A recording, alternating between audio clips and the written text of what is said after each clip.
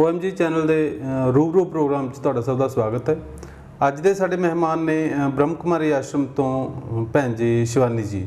ਸ਼ਿਵਾਨੀ ਜੀ ਤੁਹਾਡਾ ਸਵਾਗਤ ਹੈ ਸਟੂਡੀਓ 'ਚ। Thank you. ਸ਼ਿਵਾਨੀ ਜੀ मतलब मैं जानना चाहना है कि दर्शक भी जानना चाहते हैं कि ਜਿਹੜਾ ਬ੍ਰਹਮ ਕੁਮਾਰੀ ਆਸ਼ਰਮ ਹੈਗਾ ਐਕਚੁਅਲ 'ਚ ਹੈ ਕੀ, ਕਿਉਂਕਿ ਬਹੁਤ ਸਾਰੇ ਲੋਕ ਸੁਣਦੇ ਤਾਂ ਜ਼ਰੂਰ ਨੇ ਪਰ ਇਹਦੀ ਜਿਹੜੀ ਅਸਲੀਅਤ ਹੈ ਜਾਂ ਇਹਦੇ ਕੀ ਉਦੇਸ਼ ਨੇ ਜਾਂ ਇਸ ਦੀ ਸੰਸਥਾਪਨਾ ਕਿਵੇਂ ਹੋਈ ਉਹ ਸਾਨੂੰ ਥੋੜ੍ਹਾ ਜਿਹਾ ਦੱਸ ਦਿਓ।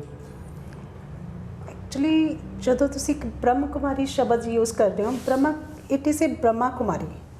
ਬ੍ਰਹਮਾ ਕੁਮਾਰੀ ਇੱਕ ਸਪਿਰਿਚੁਅਲ ਆਰਗੇਨਾਈਜੇਸ਼ਨ ਹੈ, ਕਿਉਂਕਿ ਜਦੋਂ ਅਸੀਂ ਧਰਮਾਂ ਦੀ ਗੱਲ ਕਰਦੇ ਹਾਂ ਤਾਂ ਜਿੰਨੇ ਵੀ ਧਰਮ ਹੈਗੇ ਉਹ ਸਾਡੇ ਦੇਹਿਕ ਧਰਮ ਹੈ।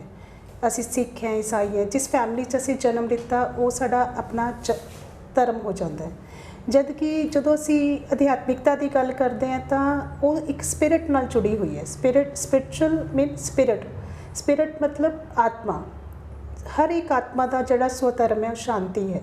ਤਾਂ ਬ੍ਰਹਮਾ ਕੁਮਾਰੀ ਸੰਸਥਾ 'ਚ ਸਾਨੂੰ ਇੱਕ ਰੀਅਲ ਧਰਮ ਦੀ ਪਹਿਚਾਣ ਮਿਲਦੀ ਹੈ ਕਿ ਸਾਡਾ ਆਪਣਾ ਸਵਧਰਮ ਕੀ ਹੈ, ਜਿਹੜੀ ਕਿ ਹਰ ਧਰਮ ਦਾ ਇੱਕ ਬੇਸ ਹੈ, ਸ਼ਾਂਤੀ ਦੀ ਸਥਾਪਨਾ। ਦੇਹਿਕ ਧਰਮ ਭਲੇ ਅਲੱਗ-ਅਲੱਗ ਹੋਣਗੇ ਲੇਕਿਨ ਸਪਿਰਿਚੁਅਲਿਟੀ 'ਚ ਹਰ ਆਤਮਾ ਦੀ ਜਿਹੜੀ ਜ਼ਰੂਰਤ ਹੈ ਉਹ ਸ਼ਾਂਤੀ। ਤਾਂ ਅਸੀਂ ਸ਼ਾਂਤੀ ਦਾ ਹੀ ਸੰਦੇਸ਼ ਦਿੰਦੇ ਹਾਂ ਕਿ ਸ਼ਾਂਤੀ ਸਾਡਾ ਆਪਣਾ ਹੀ ਧਰਮ ਹੈ, ਉਹ ਬਾਹਰ ਕਿਤੇ ਨਹੀਂ ਹੈ, ਸਾਡੇ ਹੀ ਅੰਦਰ ਹੈ। ਤਾਂ ਉਸੇ ਮਿਸ਼ਨ ਨੂੰ ਲੈ ਕਰਕੇ ਸੰਸਥਾ ਦੀ ਸਥਾਪਨਾ ਹੋਈ ਕਿ ਦੁਨੀਆ 'ਚੋਂ ਫਿਰ ਤੋਂ ਉਹ ਦੁਨੀਆ ਸਥਾਪਨ ਕੀਤੀ ਜਾਵੇ ਜਿਹਦਾ ਕਿ ਅਸੀਂ ਗਾਇਨ ਕਰਦੇ ਸੀ ਕਿਸੇ ਟਾਈਮ ਕਿ ਦੁਨੀਆ ਸਵਰਗ ਸੀ, ਇੱਕ ਭਾਰਤ ਨੂੰ ਸੋਨੇ ਦੀ ਚਿੜੀਆ ਕਿਹਾ ਜਾਂਦਾ ਸੀ। ਲੇਕਿਨ ਅੱਜ ਦੇ ਦੌਰ 'ਚ ਜਦੋਂ ਅਸੀਂ ਦੇਖਿਆ ਕਿ ਕਲਯੁਗ ਦਾ ਵਾਤਾਵਰਨ ਵੱਧਦਾ ਜਾ ਰਿਹਾ ਤਾਂ ਆਪਾਂ ਪੜ੍ਹਦੇ ਵੀ ਹੁੰਦੇ ਸੀ ਗੀਤਾ 'ਚ ਕਿ ਜਦੋਂ ਧਰਮ ਦੀ ਗਲਾਨੀ ਹੋਏਗੀ ਉਸ ਟਾਈਮ ਇਸ ਸ੍ਰਿਸ਼ਟੀ ਦੇ ਪਰਿਵਰਤਨ ਲਈ ਪਰਮਾਤਮਾ ਅਵਤਾਰਨ ਲੈਣਗੇ। ਤਾਂ ਉਹਨਾਂ ਦੇ ਅਵਤਰਨ ਦਾ ਹੀ ਯਾਦ ਕਰ ਇਹ ਸੰਸਥਾ ਦੀ ਸਥਾਪਨਾ ਹੋਈ ਕਿ ਉਹਨਾਂ ਨੇ ਪਰਮਾਤਮਾ ਨੇ ਆਪਣੇ ਅਵਤਰਨ ਲੈ ਕੇ ਸਾਨੂੰ ਆਪਣੀ ਪਹਿਚਾਣ ਦਿੱਤੀ ਕਿ ਰੀਅਲ 'ਚ ਅਸੀਂ ਕੌਣ ਹੈ ਅਤੇ ਸਾਡਾ ਐਕਚੁਅਲੀ ਮਿਸ਼ਨ ਕੀ ਹੈਗਾ। ਤਾਂ ਉਸੇ ਧਰਮ ਦੀ ਸਥਾਪਨਾ ਨੂੰ ਲੈ ਕੇ ਅਸੀਂ ਇਹ ਮਿਸ਼ਨ ਦੀ ਸਥਾਪਨਾ ਹੋਈ। ਇਹ ਧਰਮ ਦੀ ਸਥਾਪਨਾ ਹੋਈ ਕਦੋਂ ਜੀ, ਮਤਲਬ ਕਿੰਨੇ ਸਾਲ ਜਾਂ ਕਿੰਨੀਆਂ ਸਦੀਆਂ ਹੋ ਚੁੱਕੀਆਂ ਨੇ? ਐਕਚੁਅਲੀ ਜਿਹੜੇ ਸੰਸਥਾ ਦੇ ਫਾਊਂਡਰ ਸੀ ਉਹ ਡਾਇਮੰਡ ਮਰਚੈਂਟ ਸੀ, ਦਾਦਾ ਲੇਖ ਰਾਜ ਜੀ। ਉਹਨਾਂ ਨੇ ਹਰ ਧਰਮ ਦੀ ਕੈਲਕੂਲੇਸ਼ਨਸ ਕੀਤੀਆਂ, ਹਰ ਧਰਮ ਨੂੰ ਜਾਣਿਆ, ਸਮਝਿਆ, ਅਡੋਪਟ ਕੀਤਾ। ਪਰ ਉਹਨਾਂ ਨੂੰ ਇੱਕ ਅੰਦਰੋਂ ਇੱਕ ਪਿਆਸ ਸੀਗੀ ਕਿ ਇਹ ਸਾਰੇ ਰਸਤੇ ਭਲੇ ਪਰਮਾਤਮਾ ਨੂੰ ਮਿਲ ਰਹੇ ਹੈ ਲੇਕਿਨ ਪਰਮਾਤਮਾ ਤੱਕ ਪਹੁੰਚਣ ਦਾ ਕਿਸੇ ਨੇ ਵੀ ਸੰਦੇਸ਼ ਨਹੀਂ ਦਿੱਤਾ। ਤਾਂ 1936 ਜਦੋਂ ਉਹਨਾਂ ਦੀ ਉਮਰ 60 ਸਾਲ ਦੀ ਸੀ ਤਾਂ ਉਹਨਾਂ ਨੇ ਪਰਮਾਤਮਾ ਨੂੰ ਯਾਦ ਕਰਦੇ ਹੋਏ ਉਹਨਾਂ ਨੇ ਇੱਕ ਵਿਰਾਗ ਆਇਆ ਕਿ ਬਈ ਮੈਂ ਪਰਮਾਤਮਾ ਤੁਹਾਨੂੰ ਮਿਲਣਾ ਚਾਹੁੰਦਾ।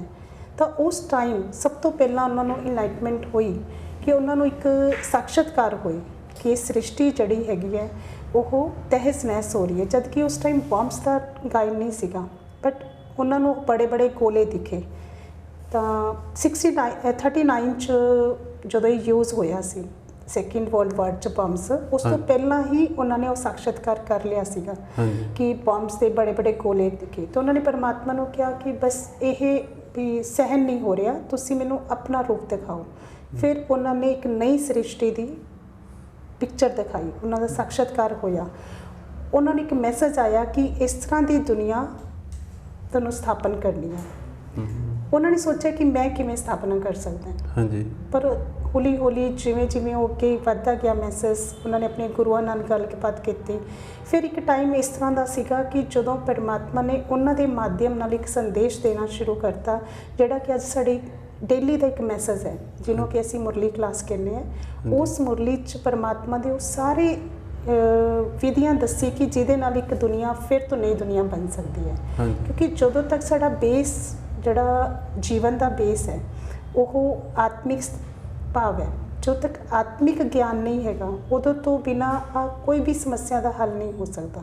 ਜੇਕਰ ਅਸੀਂ ਸਾਰੀ ਸਮੱਸਿਆਵਾਂ ਦਾ ਰੂਟ ਕਾਜ਼ ਦੇਖੀਏ ਤਾਂ ਉਹ ਵਿਕਾਰ ਹੈ, ਪੰਜ ਵਿਕਾਰ ਸਾਡੇ ਦੇਹ ਭਾਨ ਨਾਲ ਹੈ, ਬੋਡੀ ਕੌਨਸ਼ੀਅਸ ਨਾਲ ਹੈ। ਅਤੇ ਬੋਡੀ ਕੌਨਸ਼ੀਅਸ ਤੋਂ ਬਿਨਾਂ ਸਾਡਾ ਫਸਟ ਸਟੈਪ ਸੋਲ ਕੌਨਸ਼ੀਅਸ ਹੈ। ਜਦੋਂ ਹੀ ਸੋਲ ਕੌਨਸ਼ੀਅਸ ਆਉਂਦੇ ਸਾਡਾ ਇੱਕ ਰੀਅਲ ਸੈਲਫ ਮਿਲਦਾ ਕਿ ਐਕਚੁਅਲ ਮੈਂ ਕੌਣ ਹਾਂ, ਸਾਨੂੰ ਇੱਥੋਂ ਦਾ ਗਿਆਨ ਮਿਲਦਾ। ਇਹ ਸਾਡੇ ਰੋਲਸ ਹੈ ਜਿਹਨੂੰ ਅਸੀਂ ਕਿ ਜੀ ਰਹੇ ਹਾਂ। ਤਾਂ ਇੱਥੋਂ ਹੀ ਧਰਮ ਦੀ ਇਹ ਮਿਸ਼ਨ ਦੀ ਸਥਾਪਨਾ ਹੋਈ। ਧਰਮ ਨਹੀਂ ਕਹਿ ਸਕਦੇ ਬਟ ਇੱਕ ਮਿਸ਼ਨ ਹੈ ਕਿ ਇੱਕ ਅਧਿਆਤਮਿਕਤਾ ਦੀ ਲਹਿਰ ਪੂਰੇ ਵਰਲਡ 'ਚ ਫੈਲਾਈ ਜਾਏ। ਉੱਥੋਂ 36 ਤੋਂ ਇਹ ਸਟਾਰਟ ਹੋਇਆ। ਅੱਜ ਪੂਰੇ ਵਰਲਡ ਦੇ ਅੰਦਰ 140 ਦੇਸ਼ਾਂ 'ਚ ਇਹ ਮੈਸੇਜ ਸੰਸਥਾ ਵੱਲੋਂ ਦਿੱਤਾ ਜਾ ਰਿਹਾ ਹੈ। ਭੈਣ ਜੀ, ਜਿਸ ਤਰ੍ਹਾਂ ਕਿ ਆਪਾਂ ਮਤਲਬ ਸਦੀਆਂ ਤੋਂ ਜਾਂ ਉਸ ਤੋਂ ਵੀ ਪਹਿਲਾਂ ਤੋਂ ਇਹ ਚੱਲਦਾ ਆ ਰਿਹਾ ਕਿ ਇੱਕ ਧਰਮ 'ਚ ਮਤਲਬ ਜਿਵੇਂ ਕਈ ਤਰ੍ਹਾਂ ਦੇ ਧਰਮ ਆਉਂਦੇ ਗਏ, ਕਈ ਤਰ੍ਹਾਂ ਦੇ ਬਣਦੇ ਗਏ, ਵਿਗੜਦੇ ਗਏ।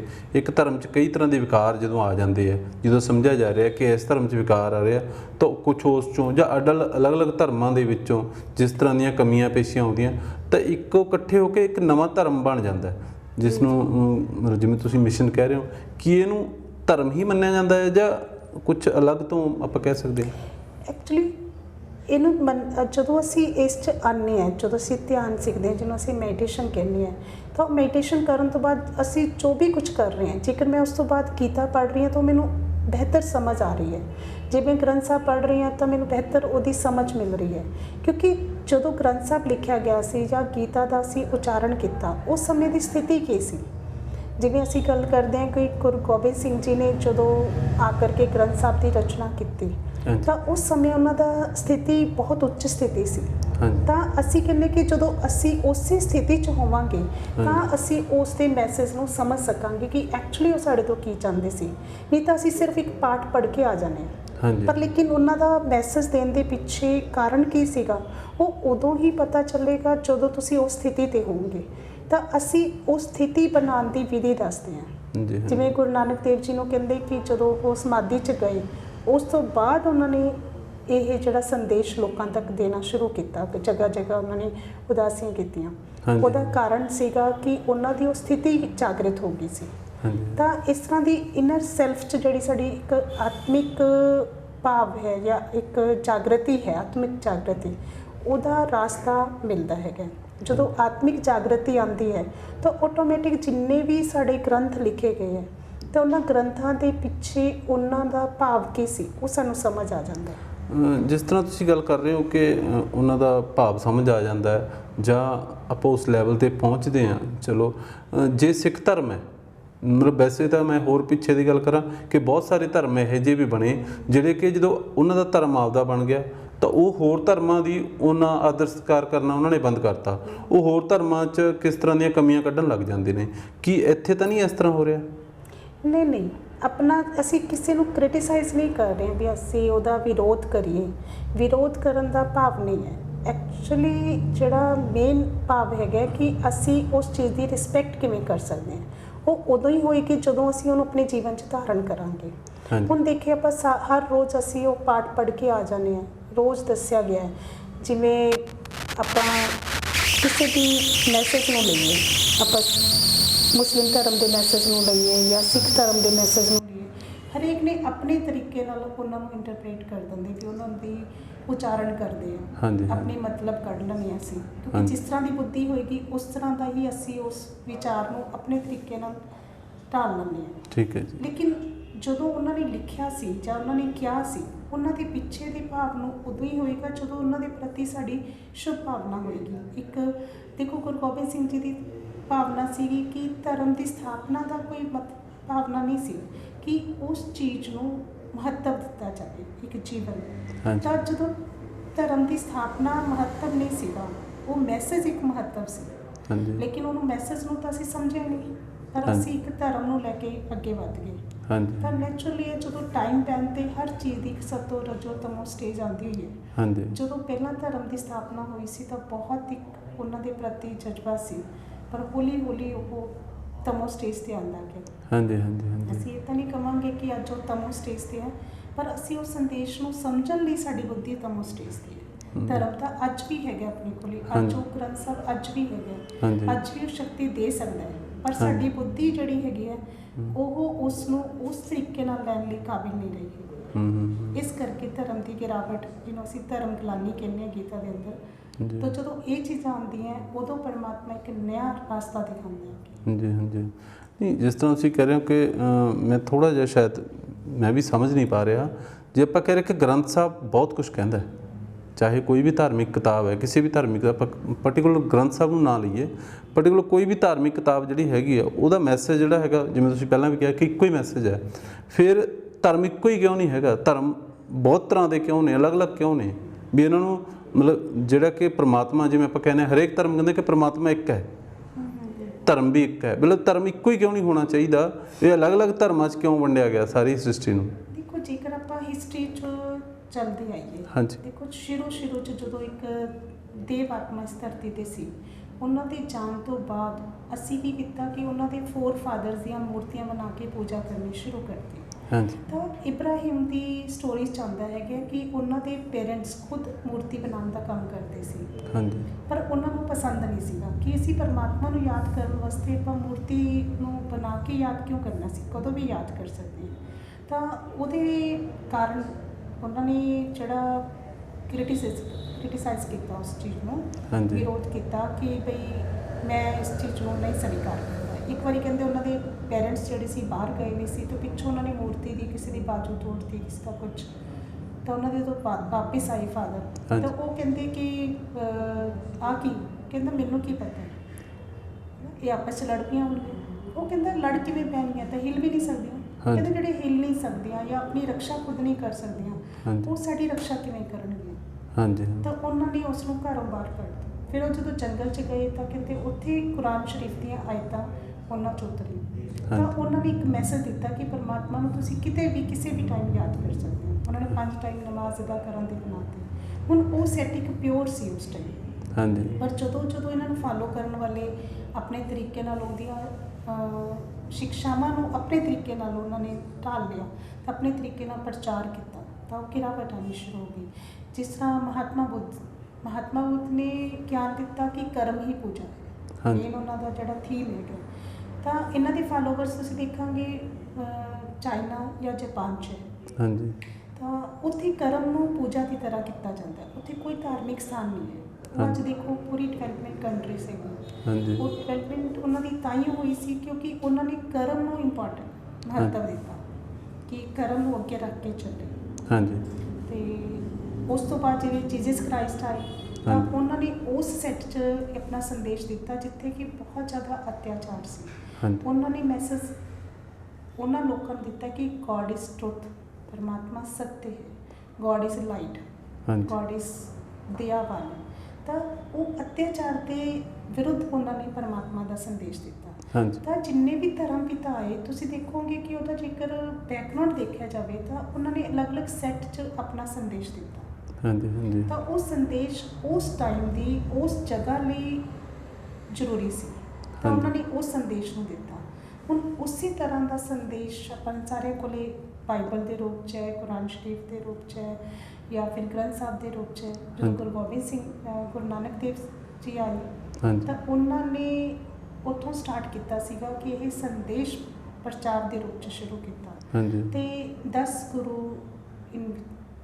10ਵੇਂ ਗੁਰੂ ਤੱਕ 10 ਗੁਰੂ ਨੇ ਮੈਸੇਜ ਦਿੱਤਾ। ਗੁਰੂ ਗੋਬਿੰਦ ਸਿੰਘ ਜੀ ਨੇ ਦੇਖਿਆ ਕਿ ਧਰਮ ਦੀ ਜਿਹੜੀ ਸਥਾਪਨਾ ਹੈ ਜਾਂ ਧਰਮ ਦੇ ਮਾਰਗ 'ਤੇ ਚਲਾਉਣਾ ਇੰਨਾ ਸਹਿਜ ਨਹੀਂ ਹੈ, ਤਾਂ ਉਹਨਾਂ ਨੇ ਯੁੱਧ ਕੀਤੇ। ਪਰ ਬਾਅਦ 'ਚੋਂ ਜਾਂਦੇ ਹੋਏ ਗੁਰੂ ਮਾਨਿਓ ਗ੍ਰੰਥ ਸਾਹਿਬ ਕਰ ਗਏ। ਉਹਨਾਂ ਨੂੰ ਪਤਾ ਸੀ ਕਿਤੇ ਨਾ ਕਿਤੇ ਕਿ ਜੇਕਰ ਹਿੰਸਾ ਦਾ ਮਾਰਗ ਇਸੇ ਤਰ੍ਹਾਂ ਚੱਲਦਾ ਰਿਹਾ ਤਾਂ ਉਹ ਸਵਾਰਥ ਲਈ ਵੀ ਸ਼ੁਰੂ ਹੋ ਜਾਏ। ਤਾਂ ਉਹਨਾਂ ਨੇ ਗ੍ਰੰਥ ਸਾਹਿਬ ਨੂੰ ਬਣਾ ਕਰਕੇ ਚਲੇ ਗਏ ਕਿ ਉਹਨਾਂ ਨੂੰ ਗੁਰੂ ਮਾਨਿਓ ਗ੍ਰੰਥ ਸਾਹਿਬ। ਤਾਂ ਉਸ ਤੋਂ ਬਾਅਦ ਦੇਖੋ ਕੋਈ ਵੀ ਆਪਣੇ ਇਹਦੇ ਵਿਚਕਾਰ ਕੋਈ ਧਰਮ ਨਾ ਹੋ ਕਰਕੇ ਮੱਠ ਪੰਥ ਸਟਾਰਟ ਹੋ ਗਏ। ਸਤਸੰਗ ਜਿਹਨੂੰ ਆਪਾਂ ਕਹਿੰਦੇ ਜਿਵੇਂ ਰਾਧਾ ਸਵਾਮੀ, ਸੱਚੇ ਸੌਦਾ ਵਾਲੇ ਜਾਂ ਕੋਈ ਹੋਰ ਸਤਸੰਗ ਇਸ ਚੱਲ ਰਹੇ, ਜਿਨ੍ਹਾਂ ਨੇ ਉਹਨਾਂ ਲੋਕਾਂ ਨੂੰ ਮੈਸੇਜ ਦਿੱਤਾ ਕਿ ਜੇਕਰ ਇਹ ਲੋਕਾਂ ਨੂੰ ਆਪਾਂ ਮੈਸੇਜ ਨਾ ਦਿੰਦੇ ਤਾਂ ਅੱਜ ਉਹ ਲੜਾਈਆਂ ਕਰਦੇ ਹੁੰਦੇ। ਸਿੱਖ ਧਰਮ ਸੰਮੇਲਨ 'ਚ SSP ਮਿਲੇ, ਉਹ ਕਹਿੰਦੇ ਵੀ ਇੰਨੇ ਸਾਰੇ ਧਰਮ ਹੈ ਫਿਰ ਵੀ ਇੰਨੇ ਜ਼ਿਆਦਾ ਕ੍ਰਾਈਮਸ ਵਧੇ ਹੋਏ। ਠੀਕ ਹੈ, ਜੈਨ ਮੁਨੀ ਜੀ ਨੇ ਬਹੁਤ ਅੱਛੀ ਗੱਲ ਕਹੀ, ਕਹਿੰਦੇ ਕਿ ਇੰਨੇ ਧਰਮ ਹੈ ਤਾਈਓ ਤੁਸੀਂ ਰਾਤ ਨੂੰ ਸੋ ਪਾਉਂਦੇ ਹੋ। ਅਗਰ ਇਹ ਧਰਮ ਵੀ ਨਾ ਹੁੰਦੇ ਤਾਂ ਤੁਸੀਂ ਰਾਤ ਨੂੰ ਵੀ ਘੁੰਮ ਰਹੇ ਹੁੰਦੇ, ਕਿਉਂਕਿ ਇਹੀ ਧਰਮ ਹੈ ਜਿਹੜੀ ਉਹਨਾਂ ਨੂੰ ਸਹੀ ਮਾਰਗ ਦਿਖਾ ਰਿਹਾ। ਮੈਂ ਅੱਛਾ ਜੀ, ਜਿਸ ਤਰ੍ਹਾਂ ਤੁਸੀਂ ਦੱਸਿਆ ਕਿ ਅਲੱਗ-ਅਲੱਗ ਟਾਈਮ 'ਤੇ ਜੋ ਵੀ ਧਰਮ ਗੁਰੂ ਆਏ, ਚਾਹੇ ਉਹ ਰੱਬ ਦੇ ਰੂਪ ਦੇ ਵਿੱਚ ਸੀਗੇ ਜਾਂ ਉਹ ਇੱਕ ਗੁਰੂ ਦੇ ਰੂਪ ਸੀ, ਉਹਨਾਂ ਨੇ ਅਲੱਗ-ਅਲੱਗ ਟਾਈਮ 'ਤੇ ਅਲੱਗ-ਅਲੱਗ ਲੋਕਾਂ ਵਾਸਤੇ ਅਲੱਗ-ਅਲੱਗ ਤਰੀਕੇ ਨਾਲ ਮੈਸੇਜ ਦਿੱਤਾ, ਪਰ ਉਹਦਾ ਮਤਲਬ ਇੱਕੋ ਹੀ ਸੀਗਾ। ਐਕਚੁਅਲੀ ਨਾ ਆਪਾਂ ਇਸ ਤਰ੍ਹਾਂ ਦੇਖੀਏ ਕਿ ਕੁਛ ਟਾਈਮ ਪਹਿਲਾਂ ਆਪਾਂ ਕਹਿੰਦੇ ਸੀਗੇ ਕਿ ਘੜੇ ਦਾ ਪਾਣੀ ਵਧੀਆ ਹੁੰਦਾ, ਕਿਉਂਕਿ ਪਾਣੀ 'ਚ ਜਿਹੜੀ ਇੰਪਿਓਰਿਟੀਜ਼ ਦਾ ਲੈਵਲ ਸੀਗਾ, ਅਸ਼ੁੱਧੀ ਜਿਹੜੀ ਸੀ ਉਹ ਮਿੱਟੀ ਦੇ ਪਾਰਟੀਕਲਸ ਹੀ ਹੁੰਦੇ ਸੀਗੇ। ਠੀਕ ਹੈ। ਉਹਨੂੰ ਆਪਾਂ ਘੜੇ 'ਚ ਰੱਖਦੇ ਸੀਗੇ, ਉਹ ਮਿੱਟੀ ਨੀਚੇ ਬੈਠ ਜਾਂਦੀ ਸੀ, ਪਾਣੀ ਸਾਫ਼ ਹੋ ਜਾਂਦਾ ਸੀ। ਹਾਂਜੀ ਫਿਰ ਉਸ ਤੋਂ ਬਾਅਦ ਆਪਣੇ ਕੋਲ ਫਿਲਟਰਸ ਆਏ ਹਾਂਜੀ ਕਿ ਉਹਦੇ 'ਚ ਥੋੜ੍ਹਾ ਜਿਹਾ ਕੁਝ ਔਰ ਵੀ ਮਿਕਸ ਹੋਣ ਲੱਗ ਗਿਆ ਪਾਣੀ 'ਚ, ਤਾਂ ਆਪਾਂ ਨੇ ਫਿਲਟਰ ਲਗਾਉਣੇ ਸ਼ੁਰੂ ਕਰਤੇ। ਹਾਂਜੀ ਉਸ ਤੋਂ ਬਾਅਦ ਪਾਣੀ 'ਚ ਹੋਰ ਤਰ੍ਹਾਂ ਦੀਆਂ ਸ਼ੁੱਧੀਆਂ ਪੈਦਾ ਹੋਈਆਂ ਤਾਂ ਅਸੀਂ ਆਰਓ ਸਿਸਟਮ 'ਤੇ ਆ ਗਏ। ਹਾਂਜੀ ਫਿਰ ਪਾਣੀ ਦੇ ਵਿੱਚ ਹੋਰ ਕੈਮੀਕਲ ਗੈਸਿਸ ਟਾਈਪ ਦੀਆਂ ਸ਼ੁੱਧੀਆਂ ਪੈਦਾ ਹੋਈਆਂ ਤਾਂ ਕੈਂਗਨ ਵਾਟਰਸ, ਐਲਕਲਾਈਨ ਵਾਟਰਸ ਆਉਣਾ ਸ਼ੁਰੂ ਹੋ ਗਿਆ ਹਾਂਜੀ ਕਿ ਉਹ ਐਸਿਡਿਕ ਹੋ ਗਿਆ। ਇਸੇ ਤਰ੍ਹਾਂ ਜਦੋਂ ਸਮਾਜ 'ਚ ਕੁਛ ਨਾ ਕੁਛ ਇੰਪਿਓਰਿਟੀਜ਼ ਆਉਂਦੀਆਂ ਰਹੀਆਂ, ਉਸੇ ਟਾਈਪ ਦਾ ਹੀ ਸੰਦੇਸ਼ ਲੋਕਾਂ ਨੂੰ ਦੇਣ ਵਾਸਤੇ ਪਰਮਾਤਮਾ ਨੇ ਅਲੱਗ-ਅਲੱਗ ਇੱਕ ਮੈਸੇਂਜਰਸ ਭੇਜੇ ਆਪਣੇ। ਹਾਂਜੀ ਉਹਨਾਂ ਨੂੰ ਅਸੀਂ ਮੈਸੇਂਜਰਸ ਕਹਿੰਦੇ ਹਾਂ ਕਿਉਂਕਿ ਪਰਮਾਤਮਾ ਨੇ ਆਪਣਾ ਸੰਦੇਸ਼ ਦਿੱਤਾ ਕਿ ਮੈਂ ਤੁਹਾਨੂੰ ਧਰਤੀ 'ਤੇ ਇੱਕ ਸ਼ਾਂਤੀ ਨਾਲ, ਪ੍ਰੇਮ ਨਾਲ, ਸੁੱਖ ਨਾਲ ਰਹਿਣ ਲਈ ਭੇਜਿਆ ਸੀ, ਖੇਲਣ ਲਈ, ਪਾਰਟ ਪਲੇ ਕਰਨ ਲਈ ਭੇਜਿਆ ਸੀ। ਹਾਂਜੀ। ਪਰ ਅਸੀਂ ਇੱਥੇ ਆ ਕੇ ਹੋਰ ਕਿਸੇ ਕੰਮਾਂ 'ਚ ਪੈ ਗਏ। ਇਸ ਲਈ ਉਹਨਾਂ ਨੇ ਇੱਕ ਮੈਸੇਜ ਸਾਨੂੰ ਸੈਂਡ ਕੀਤਾ। ਤਾਂ ਜਦੋਂ ਇਸ ਸੰਸਥਾ ਦੇ ਲਈ ਵੀ ਸੀ ਤੇ ਸਾਨੂੰ ਸਭ ਤੋਂ ਪਹਿਲਾਂ ਕਹਿੰਦੇ ਤੁਸੀਂ ਆਪਣੀ ਪਹਿਚਾਣ ਹੀ ਖੋ ਚੁੱਕੇ। ਹਾਂਜੀ ਕਿਉਂਕਿ ਅੱਜ ਦੇਖਿਆ ਜਾਵੇ ਤਾਂ ਕੁਝ ਟਾਈਮ ਪਹਿਲਾਂ ਹਰੇਕ ਆਦਮੀ ਨੂੰ ਯਾਦ ਹੁੰਦਾ ਸੀਗਾ ਕਿ ਬਈ ਮੈਂ ਬੁਰੇ ਕੰਮ ਨਹੀਂ ਕਰਨੇ ਕਿਉਂਕਿ ਮੈਂ ਪਰਮਾਤਮਾ ਨੂੰ ਮੂੰਹ ਦਿਖਾਣਾ, ਵਾਪਿਸ ਜਾਣਾ। ਹਾਂਜੀ ਲੇਕਿਨ ਅੱਜ ਉਹ ਕਿਸੇ ਦੇ ਦਿਮਾਗ 'ਚ ਨਹੀਂ, ਕਹਿੰਦੇ ਦੇਖਿਆ ਜਾਊਗਾ ਜੋ ਹੋਏਗਾ। ਮੈਂ ਮਾਫੀ ਚਾਹੁੰਦਾ, ਤੁਸੀਂ ਧਰਮ ਗੁਰੂ ਹੋ, ਤੁਹਾਡੇ ਸ਼ਬਦ ਕਹੇ ਬਹੁਤ ਸਾਰੇ ਲੱਖਾਂ ਲੋਕ ਉਹਨੂੰ ਮਤਲਬ ਇੱਕ ਪਰਮਾਤਮਾ ਦਾ ਮੈਸੇਜ ਮੰਨ ਲੈਂਦੇ, ਸੰਦੇਸ਼ ਮੰਨਦੇ ਆ। ਬਹੁਤ ਵਧੀਆ ਗੱਲ ਹੈ। ਮੈਂ ਵੀ ਕੋਸ਼ਿਸ਼ ਕਰਾਂਗਾ ਕਿ ਤੁਹਾਡੇ ਦੱਸੇ ਮਾਰਗ 'ਤੇ ਚੱਲਾਂ। ਪਰ ਆਪਾਂ ਇੱਕ ਆਮ ਸੁਣਦੇ ਹੁੰਦੇ ਹਾਂ, ਬਚਪਨ ਤੋਂ ਸੁਣ ਰਹੇ ਹਾਂ, ਪੜ੍ਹਿਆ ਵੀ ਹੈ ਕਿ ਜੋ ਪਰਮਾਤਮਾ ਕਰਦਾ ਉਹੀ ਹੁੰਦਾ, ਜੋ ਕਰਦਾ ਉਹੀ ਕਰਦਾ। ਫਿਰ ਮੈਂ ਵੀ ਪਰਮਾਤਮਾ ਦਾ ਇੱਕ ਅੰਸ਼ ਹਾਂ, ਮੇਰੇ 'ਚ ਵੀ ਉਹੀ ਆਤਮਾ, ਤੁਹਾਡੇ 'ਚ ਵੀ ਹੈ, ਸਭ 'ਚ ਉਹੀ ਆ। ਫਿਰ ਇਹੋ ਜਿਹਾ ਕੀ ਹੁੰਦਾ ਕਿ ਮੈਂ ਕੋਈ ਪਾਪ ਕਰਦਾ, ਫਿਰ ਉਹਦਾ ਕਸੂਰਵਾਰ ਮੈਂ ਕਿਉਂ ਹਾਂ? ਕਿਉਂਕਿ ਜੋ ਕੀਤਾ, ਜੋ ਕਰਵਾਇਆ, ਉਹ ਪਰਮਾਤਮਾ ਨੇ ਕਰਵਾਇਆ। ਫਿਰ ਮੇਰੇ ਤੋਂ ਪਰਮਾਤਮਾ ਨੇ ਪਾਪ ਕਿਉਂ ਕਰਵਾਤਾ? ਪਰਮਾਤਮਾ ਸਾਨੂੰ ਕਦੇ ਵੀ ਇਸ ਚੀਜ਼ ਦੀ ਕਰਨ ਦੀ ਆਗਿਆ ਨਹੀਂ ਦਿੰਦਾ। ਹਾਂਜੀ। ਦੇਖੋ ਅਸੀਂ ਆਪਣੇ ਆਪ ਨੂੰ ਬਿਹਤਰ ਜਾਣਦੇ ਹਾਂ। ਹਾਂਜੀ ਕਿਉਂਕਿ ਜੇਕਰ ਆਪਾਂ ਨੂੰ ਕਹੀਏ ਕਿ ਤੁਹਾਡੇ ਮਾਤਾ ਜੀ ਤੁਹਾਨੂੰ ਥੋੜ੍ਹਾ ਜਾਣਦੇ ਹੋਣਗੇ, ਤੁਹਾਡੇ ਫਰੈਂਡਸ ਥੋੜ੍ਹਾ ਹੋਰ ਜਾਣਦੇ ਹੋਣਗੇ, ਤੁਹਾਡੇ ਵਾਈਫ, ਲੇਕਿਨ ਕੰਪਲੀਟ ਤੁਸੀਂ ਕੀ ਹੋ ਤੁਸੀਂ ਜਾਣਦੇ ਹੋ। ਇਸੇ ਤਰ੍ਹਾਂ ਪਰਮਾਤਮਾ ਨੇ ਬਾਰੇ ਜੋ ਵੀ ਲੋਕਾਂ ਨੇ ਕਿਹਾ ਕਿ ਜਿਵੇਂ ਉਹਨਾਂ ਨੇ ਕਿਹਾ ਕਿ ਉਹੀ ਸਾਰਾ ਕੁਝ ਕਰਤਾ ਧਰਤਾ ਹੈ। ਹਾਂਜੀ ਲੇਕਿਨ ਗੁਰਬਾਣੀ 'ਚ ਆਪਾਂ ਕੀ ਮੈਸੇਜ ਦਿੰਦੇ ਹੈ ਕਿ ਏਕ ਓਂਕਾਰ ਸਤਿਨਾਮ ਕਰਤਾ ਪੁਰਖ ਅਕਾਲ ਮੂਰਤ ਅਕਰਤਾ। ਅਕਰਤਾ ਮਤਲਬ ਉਹ ਕੋਈ ਸਵੈਮ ਨਹੀਂ ਕਰਾ ਰਿਹਾ, ਉਹ ਸਿਰਫ ਸਾਨੂੰ ਇੱਕ ਵਿਧੀ ਦੱਸ ਰਿਹਾ, ਹਾਂਜੀ ਇੱਕ ਸਿਸਟਮ ਬਣਾ ਕੇ ਦੇ ਰਿਹਾ। ਉਸ ਤੋਂ ਬਾਅਦ ਸਾਡੀ ਆਪਣੀ ਇੱਛਾ ਹੁੰਦੀ ਹੈ ਕਿ ਅਸੀਂ ਕਿਹੜੇ ਮਾਰਗ 'ਤੇ ਚੱਲਣਾ। ਪਰਮਾਤਮਾ ਨੇ ਸਾਨੂੰ ਸੁਤੰਤਰ ਬੁੱਧੀ, ਵਿਵੇਕ ਸਭ ਕੁਝ ਦੇ ਕੇ ਭੇਜਿਆ। ਹੁਣ ਜੇਕਰ ਮੈਂ ਬੁਰਾ ਕਰਦੀ ਹਾਂ ਤਾਂ ਮੈਨੂੰ ਅੰਦਰੋਂ ਪਤਾ ਹੈ ਕਿ ਆਹ ਚੀਜ਼ ਸਹੀ ਨਹੀਂ ਹੈ, ਕਿਉਂਕਿ ਉਹ ਕੌਨਸ਼ੀਅਸ ਮੇਰੇ ਅੰਦਰ ਹੈ, ਪਰਮਾਤਮਾ ਨੇ ਮੈਨੂੰ ਦੇ ਕੇ ਭੇਜੀ ਹੈ। ਪਰ ਫਿਰ ਵੀ ਅਸੀਂ ਕਰਦੇ ਹਾਂ ਕਿਉਂਕਿ ਉਹਨੂੰ ਅਸੀਂ ਸੁਪਰੈਸ ਕਰ ਦਿੰਦੇ, ਉਹਨੂੰ ਦਬਾ ਦਿੰਦੇ ਹਾਂ। ਤਾਂ ਅਸੀਂ ਆਪਣੇ ਫਿਰ ਕੀਤੇ ਹੋਏ ਕਰਮ ਦਾ ਆਪਣੇ ਆਪ ਨੂੰ ਬਚਾਉਣ ਲਈ ਅਸੀਂ ਪਰਮਾਤਮਾ 'ਤੇ ਦੇ ਦਿੰਦੇ। ਕਿਉਂਕਿ ਉਹਦੇ ਵਿੱਚ ਲਿਖਿਆ ਨਾ, ਕਰਨ ਕਰਾਵਨਹਾਰ ਆਪੇ ਕਰਾਵੇ ਮਾਨਸ ਕੇ ਹੱਥ ਕੁਛ ਨਹੀਂ। ਇਹਨੂੰ ਅਸੀਂ ਇਸ ਤਰੀਕੇ ਨਾਲ ਯੂਜ਼ ਕਰਦੇ ਹਾਂ। ਮਤਲਬ ਉਹੀ ਤੁਸੀਂ ਖੁਦ ਕਹਿ ਰਹੇ ਹੋ ਕਿ ਉਹ ਆਪੇ ਕਰਾਵੇ, ਮਤਲਬ ਬੰਦੇ ਦੇ ਹੱਥ ਕੁਝ ਵੀ ਨਹੀਂ ਹੈਗਾ। ਉਹਦੇ 'ਚ ਸੀਗਾ ਕਿ ਆਪੇ ਕਰਨ ਤੋਂ ਪਹਿਲਾਂ ਨਿਮਿਤ ਭਾਵ ਲੈ ਕੇ ਆਉਣੇ ਕਿ ਪਰਮਾਤਮਾ ਸਾਡੇ ਤੋਂ ਇਹ ਕਰਾ ਰਿਹਾ, ਮਤਲਬ ਅਸੀਂ ਨਿਮਿਤ ਹੈ, ਪਰਮਾਤਮਾ ਕਰਾਏਗਾ। ਹਾਂਜੀ। ਉਹ ਪਹਿਲਾਂ ਕਰਨ ਤੋਂ ਪਹਿਲਾਂ ਜਦੋਂ ਭਾਵ ਆਉਂਦਾ ਹੈ ਤਾਂ ਉਹ ਕਦੇ ਵੀ ਸਾਡੇ ਤੋਂ ਬੁਰਾ ਕੁਝ ਨਹੀਂ ਕਰਾ ਸਕਦਾ ਕਿਸੇ ਦਾ। ਜਦੋਂ ਅਸੀਂ ਕਰਕੇ ਫਿਰ ਇਹ ਭਾਵ ਜਨਰੇਟ ਕਰਦੇ ਹਾਂ ਕਿ ਹਾਂ ਕਰਨ ਕਰਾਵਨਹਾਰ, ਉਹ ਤਾਂ ਅਸੀਂ ਕਰ ਚੁੱਕੇ ਹਾਂ, ਆਪਣੀ ਕੌਨਸ਼ੀਅਸ ਨਾਲ ਕਰ ਚੁੱਕੇ ਹਾਂ। ਜਦੋਂ ਅਸੀਂ ਪਹਿਲਾਂ ਲੈ ਕੇ ਆਉਂਦੇ ਹਾਂ ਤਾਂ ਉਹਦੇ 'ਚ ਇੱਕ ਨਿਮਿਤ ਭਾਵ ਆਉਂਦਾ ਹੈ। ਨਿਮਿਤ ਮਤਲਬ ਕਿ ਉਹ ਕਰਾ ਰਿਹਾ, ਮੈਂ ਸਿਰਫ ਇੱਕ ਨਿਮਿਤ ਭਾਵ ਨਾਲ ਕਰ ਰਿਹਾ। ਉਹਦੇ 'ਚ ਇੱਕ ਸਰੈਂਡਰ, ਇੱਕ ਸਮਰਪਣ ਭਾਵ ਹੁੰਦਾ ਹੈ। ਲੇਕਿਨ ਜਦੋਂ ਅਸੀਂ ਕਰਨ ਤੋਂ ਬਾਅਦ, ਉਸ ਤੋਂ ਬਾਅਦ ਅਸੀਂ ਕਹਿੰਦੇ ਕਿ ਕਰਨ ਕਰਾਵਨਹਾਰ ਆਪੇ ਕਰਾਵੇ ਮਾਨਸ ਕੇ ਹੱਥ ਕੁਛ ਨਹੀਂ, ਇਹਦਾ ਅਰਥ ਹੀ ਬਦਲ ਜਾਂਦਾ ਹੈ। ਇਹਦਾ ਅਰਥ ਇਹ ਹੋ ਜਾਂਦਾ ਹੈ ਕਿ ਅਸੀਂ ਆਪਣੇ ਉੱਪਰ ਉਸ ਚੀਜ਼ ਦੀ ਜ਼ਿੰਮੇਵਾਰੀ ਨਹੀਂ ਲੈ ਰਹੇ ਕਰਨ ਤੋਂ ਬਾਅਦ। ਹਾਂਜੀ, ਮਤਲਬ ਜਿਵੇਂ ਹੁੰਦਾ ਉਸ ਤੋਂ ਬਚਣ ਲਈ ਕਿ ਕੁਝ ਚੰਗਾ ਕਰ ਲਿਆ ਤਾਂ ਉਹ ਅਸੀਂ ਖੁਦ ਕੀਤਾ, ਜੇ ਮਾੜਾ ਹੋਇਆ ਤਾਂ ਉਹ ਪਰਮਾਤਮਾ ਨੇ ਕਰਵਾਇਆ। ਇਹ ਇਨਸਾਨ ਦੀ ਫਿਤਰਤ ਹੈ ਜੀ। ਜਿਸ ਤਰ੍ਹਾਂ ਭੈਣ ਜੀ ਆਪਣੇ ਦੇਸ਼ ਦੇ ਵਿੱਚ ਖਾਸ ਕਰਕੇ ਬਹੁਤ ਸਮਾਜਿਕ ਇੱਕ ਕਾਨੂੰਨ ਹੈਗਾ ਕਿ ਇੱਕ ਕਾਨੂੰਨ ਹੈਗਾ ਜੋ ਦੇਸ਼ ਨੇ ਬਣਾਇਆ, ਜੋ ਸੰਵਿਧਾਨ ਨੇ ਸਾਨੂੰ ਦੱਸਿਆ। ਇੱਕ ਕਾਨੂੰਨ ਉਹ ਵੀ ਚੱਲ ਰਿਹਾ ਕਿ ਜਿਹੜਾ ਸਾਡਾ ਸਮਾਜ ਹੈ, ਯਾਨੀ ਕਿ ਸਮਾਜ ਦੇ ਕੁਝ ਰੂਲ ਨੇ, ਯਾਨੀ ਅਸੀਂ ਧਾਰਮਿਕ ਤੌਰ 'ਤੇ ਵੀ ਕੁਝ ਰੂਲ ਨੇ, ਸਮਾਜਿਕ ਤੌਰ 'ਤੇ ਵੀ ਰੂਲ ਹੈ। ਇੰਨੇ ਰੂਲ ਹੋਣ ਦੇ ਬਾਵਜੂਦ ਅਸੀਂ ਕਈ ਵਿਕਸਿਤ ਕੰਟਰੀਜ਼ ਹੈਗੀਆਂ ਨੇ ਹੋਰ ਵਿਦੇਸ਼ਾਂ 'ਚ, ਅਸੀਂ ਉਹਨਾਂ ਦੇ ਮੁਕਾਬਲੇ ਫਿਰ ਵੀ ਇਮਾਨਦਾਰ ਬਹੁਤ ਥੋੜ੍ਹੇ ਹਾਂ। ਉਹ ਜ਼ਿਆਦਾ ਇਮਾਨਦਾਰ ਨੇ ਜਿਹੜੇ ਕਿ ਨਾ ਤਾਂ ਧਰਮ ਨੂੰ ਉਹਨਾਂ ਮੰਨਦੇ ਨੇ, ਨਾ ਸਮਾਜਿਕ ਕਾਨੂੰਨ ਨੂੰ ਉਹਨਾਂ ਮੰਨਦੇ ਨੇ। ਅਸੀਂ ਮੰਨਣ ਦਾ ਢਕੋਸਲਾ ਬਹੁਤ ਕਰਦੇ ਹਾਂ, ਪਰ ਅਸੀਂ ਉਹਨਾਂ ਦੇ ਮੁਕਾਬਲੇ ਇਮਾਨਦਾਰ ਬਹੁਤ ਥੋੜ੍ਹੇ ਹਾਂ। ਇਹੋ ਜਿਹਾ ਫਿਰ ਕਿਉਂ ਹੈ? ਉਹ ਚੀਜ਼ ਹੈ ਨਾ ਕਿ ਅਸੀਂ ਉਹਨੂੰ ਸਵੀਕਾਰ ਕਿੰਨਾ ਕਰਦੇ ਹਾਂ ਆਪਣੀ ਜ਼ਿੰਦਗੀ 'ਚ। ਆਪਣੇ ਲਿਖਤ 'ਚ ਸਾਨੂੰ ਦੇ ਕੇ ਚਲੇ ਗਏ, ਹਾਂਜੀ, ਲੇਕਿਨ ਲਿਖਤ ਨੂੰ ਆਪਾਂ ਆਪਣੀ ਜ਼ਿੰਦਗੀ 'ਚ ਸਵੀਕਾਰ ਕਰਨ ਦੀ ਜਿਹੜੀ ਸ਼ਕਤੀ ਕਹਿ ਲਓ, ਸਮਰਥਤਾ ਕਹਿ ਲਓ, ਜਾਂ ਫਿਰ ਆਪਣੀ ਖੁਦ ਦੀ ਇੱਛਾ ਕਹਿ ਲਓ, ਉਹ ਇੰਨੀ ਨਹੀਂ ਹੈਗੀ। ਹਾਂਜੀ, ਹਾਂਜੀ, ਉਹਦਾ ਵੀ ਬਹੁਤ ਅਗਰ ਕਾਰਨ ਦੇਖਿਆ ਜਾਵੇ ਤਾਂ ਆਪਣਾ ਬੈਕਗਰਾਉਂਡ, ਆਪਣਾ ਜਿਹੜੀ ਹਿਸਟਰੀ ਹੈ ਉਹ ਬਹੁਤ ਪੁਰਾਣੀ ਹੈ। ਹਾਂਜੀ। ਬਾਕੀ ਸਾਰੇ ਦੇਸ਼ਾਂ ਦੀ ਹਿਸਟਰੀ ਇੰਨੀ ਪੁਰਾਣੀ ਨਹੀਂ ਹੈਗੀ। ਤਾਂ ਜਦੋਂ ਉਹ ਸਿਵਲਾਈਜ਼ਡ ਹੋਏ, ਜਾਂ ਉਹਨਾਂ ਨੇ ਦੇਖਿਆ ਜਾਏ ਤਾਂ ਅਮਰੀਕਾ ਕੁਝ ਸਾਲਾਂ ਪਹਿਲਾਂ ਹੀ ਸਿਵਲਾਈਜ਼ਡ ਹੋਇਆ, ਹਾਂਜੀ, ਤਾਂ ਉਹਨਾਂ 'ਚੋਂ ਉਹ ਚੀਜ਼ ਭਾਵ ਜਿਹੜੀ ਹੈਗੀ ਬਹੁਤ ਅੱਛੀ ਸਟੇਜ 'ਤੇ ਆ ਆਪਣਾ। ਹਾਂਜੀ, ਲੇਕਿਨ ਸਾਡੀ ਜਿਹੜੀਆਂ ਡਾਊਨਫਾਲ ਜਿਹੜਾ ਤਮੋਗੁਣੀ ਹੈਗਾ ਉਹ ਜ਼ਿਆਦਾ ਹੋ ਚੁੱਕਿਆ। ਹਾਂਜੀ, ਹਾਂਜੀ, ਇਸ ਕਰਕੇ ਅਸੀਂ ਸਿਰਫ ਉਚਾਰਨ ਕਰਦੇ ਹਾਂ, ਲੇਕਿਨ ਉਹ ਉਸੇ ਹੀ ਗ੍ਰੰਥ ਸਾਹਿਬ ਤੋਂ ਟੀਚਿੰਗਸ ਲੈ ਕੇ, ਸਿੱਖਿਆਵਾਂ ਲੈ ਕੇ ਆਪਣੀ ਕੰਟਰੀ ਨੂੰ ਅੱਗੇ ਵਧਾ ਰਹੇ ਹਾਂ। ਹਾਂਜੀ, ਉਹ ਵੀ ਫਾਲੋ ਕਰਦੇ।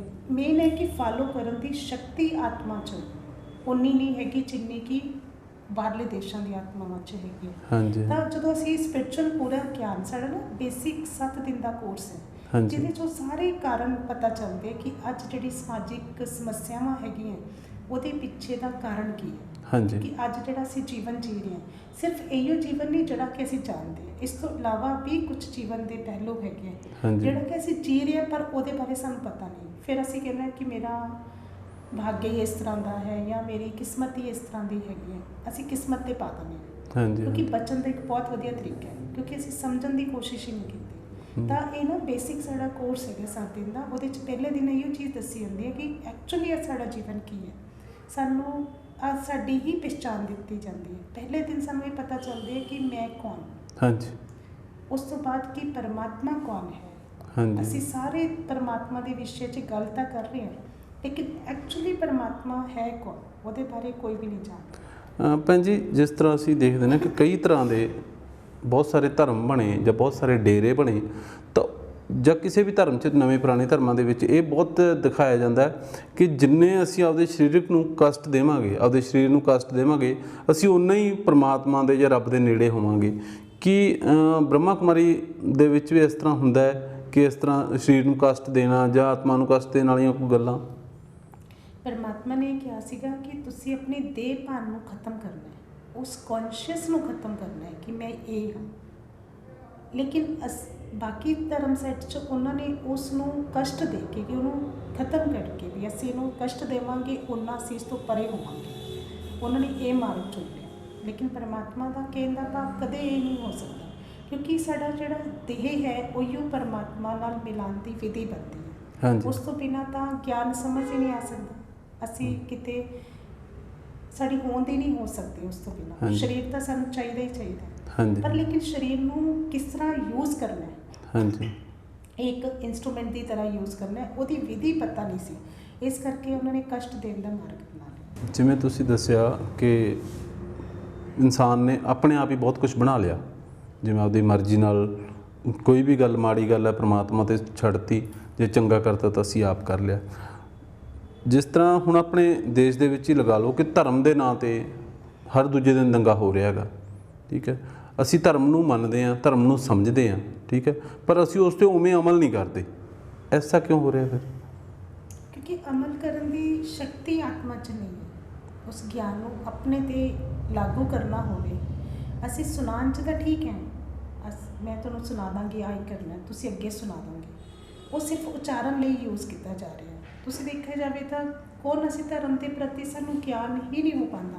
ਹੁਣ ਮੰਨ ਲਓ ਆਪਾਂ ਘਰ ਕੋਈ ਪਾਠ ਰੱਖਦੇ ਹਾਂ, ਜਿਹੜਾ ਪਾਠ ਰੱਖ ਰਿਹਾ ਉਹ ਵੀ ਆਪਣੀ ਉਹਦੇ 'ਚ ਬਿਜ਼ੀ ਹੈਗਾ, ਆਉਣ ਵਾਲਿਆਂ ਦੀ ਆਓ ਭਗਤ ਕਰਨ ਵਾਸਤੇ। ਜਿਹੜੇ ਆ ਰਹੇ ਆ ਉਹ ਵੀ ਜਿਹੜਾ ਉਹਨਾਂ ਨੂੰ ਖਾਣਾ ਪਰੋਸਿਆ ਜਾ ਰਿਹਾ ਉਹਦੇ 'ਚ ਬਿਜ਼ੀ ਹੋ ਕੇ, ਕਰਨ ਵਾਲਾ ਆਪਣੇ ਸਵਾਰਥ ਲਈ ਕਰ ਰਿਹਾ, ਜਾਂ ਕਿਸੇ ਵੀ ਪਾਠ ਜਿਹੜਾ ਕਰ ਰਿਹਾ, ਉਸ ਪਾਠ ਦੇ ਵਿੱਚ ਦੇਖਿਆ ਜਾਵੇ ਤਾਂ ਅਸੀਂ ਕੋਈ ਵੀ ਸ਼ਾਮਿਲ ਤਾਂ ਹੈ ਹੀ ਨਹੀਂ। ਉਸ ਨੂੰ ਸਮਝਣ ਵਾਸਤੇ ਤਾਂ ਕੋਈ ਨਹੀਂ ਬੈਠਿਆ, ਸੁਣਨ ਵਾਸਤੇ ਤਾਂ ਕੋਈ ਨਹੀਂ ਬੈਠਿਆ, ਸਿਰਫ ਇੱਕ ਨਾਮ ਦਾ ਹੋ ਰਿਹਾ, ਉਚਾਰਨ ਹੋ ਰਿਹਾ। ਹਾਂਜੀ ਹਾਂਜੀ ਤਾਂ ਉਹਦੇ ਨਾਲ ਵੀ ਦੇਖੋ ਜਾਵੇ ਤਾਂ ਅਸੀਂ ਜਿਵੇਂ ਗੁਰਦੁਆਰਾ ਸਾਹਿਬ 'ਚ ਜਾਂਦੇ ਹਾਂ, ਉੱਥੇ ਇੱਕ ਪਾਠ ਚੱਲ ਰਿਹਾ, ਪਾਠ ਦਾ ਵਾਤਾਵਰਨ ਜ਼ਰੂਰ ਬਣ ਰਿਹਾ, ਉੱਥੇ ਬੈਠ ਕੇ ਸਾਨੂੰ ਸ਼ਾਂਤੀ ਜ਼ਰੂਰ ਮਿਲ ਰਹੀ ਹੈ, ਕਿਉਂਕਿ ਉਹ ਜਿਹੜੇ ਸ਼ਬਦ ਹੈ ਉਸ ਵਾਤਾਵਰਨ 'ਚ ਸ਼ਾਂਤੀ ਫੈਲਾ ਰਹੇ।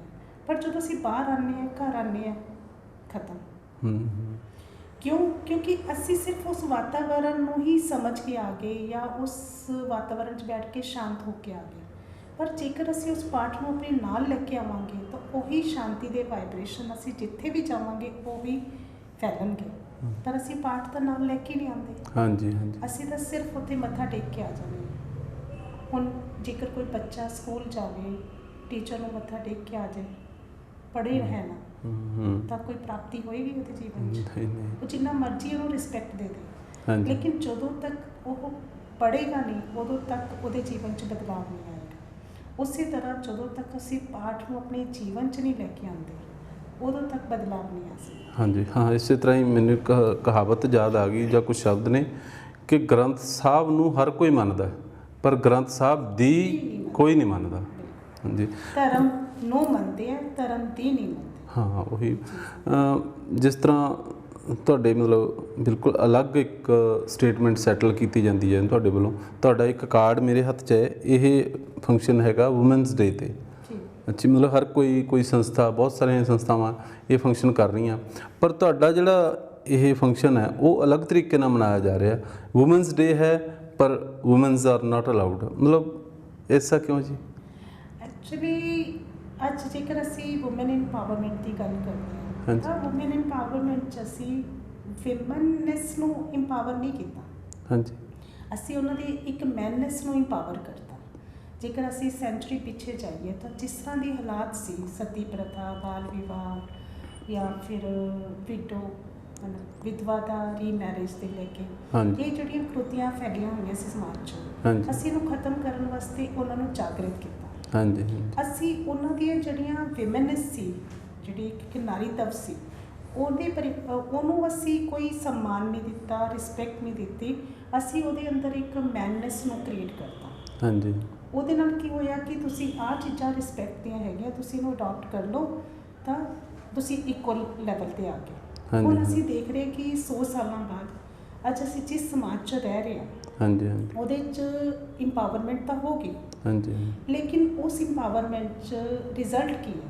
ਹਾਂਜੀ, ਕਿਉਂਕਿ ਅਸੀਂ ਉਹਦੇ 'ਚ ਵੀ ਮੈਨਨੈਸ ਕ੍ਰੀਏਟ ਕਰਤੀ, ਮੈਨਨੈਸ ਪਹਿਲਾਂ ਹੀ ਸੀ, ਤਾਂ ਕਲੈਸ਼ ਹੋ ਰਹੀ, ਜਿਹਦੇ ਨਾਲ ਡਿਵੋਰਸ ਰੇਟਸ ਵੱਧ ਗਏ, ਰਿਲੇਸ਼ਨਸ ਖਤਮ ਹੋ ਗਏ, ਐਕਸਟਰਾ ਮੈਰੀਟਲ ਅਫੇਅਰਸ ਕ੍ਰੀਏਟ ਹੋ ਗਏ, ਲਿਵਿੰਗ ਇਨ ਰਿਲੇਸ਼ਨਸ਼ਿਪਸ, ਇਸ ਤਰ੍ਹਾਂ ਦਾ ਇੱਕ ਨਵਾਂ ਸੈੱਟ ਸਮਾਜ 'ਚ ਜਾਗਰਿਤ ਹੋ ਗਿਆ। ਕਿਉਂਕਿ ਇਹ ਸਾਡੇ ਕਲਚਰ ਦਾ ਹਿੱਸਾ ਨਹੀਂ ਹੈ, ਕਲਚਰ ਖਤਮ ਹੁੰਦਾ ਜਾ ਰਿਹਾ। ਹਰ ਇੱਕ ਵਿਅਕਤੀ ਅੱਜ ਇਸ ਚੀਜ਼ ਤੋਂ ਪਰੇਸ਼ਾਨ ਹੈ ਕਿ ਬੇਸਿਕ ਜਿਹੜੀ ਸੰਸਥਾ ਆਪਣੇ ਪਰਿਵਾਰ ਗਿਣੀ ਜਾਂਦੀ ਹੈ, ਪਰਿਵਾਰ 'ਚੋਂ ਸਕੂਨ, ਉਹ ਸ਼ਾਂਤੀ, ਉਹ ਸੁੱਖ ਨਹੀਂ ਰਿਹਾ।